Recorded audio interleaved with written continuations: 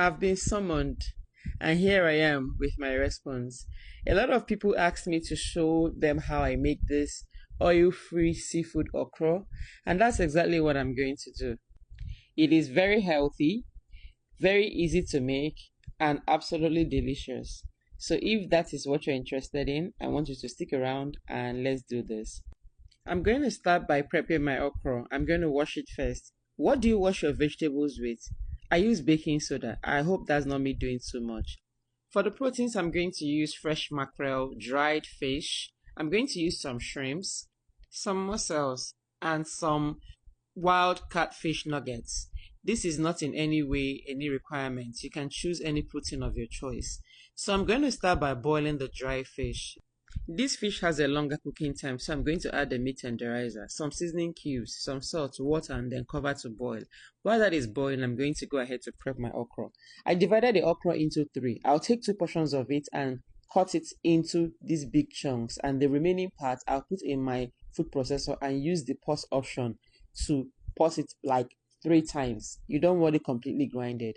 At this time, my dry fish is cooked. You can see the water has all dried up, so I'm going to go in with the rest of the protein.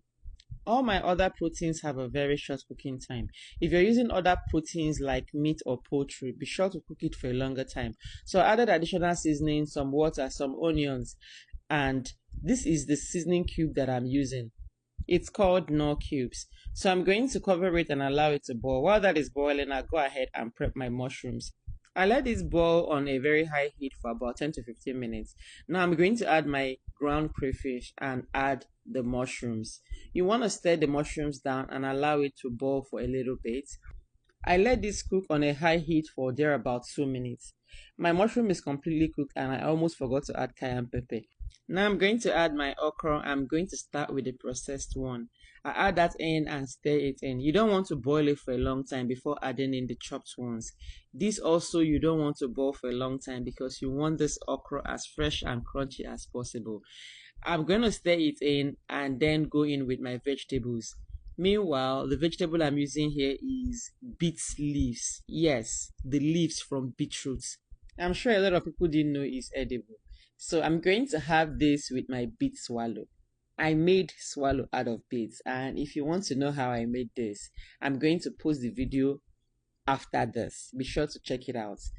When you talk about a meal that is lightweight, healthy, and absolutely delicious, this is it.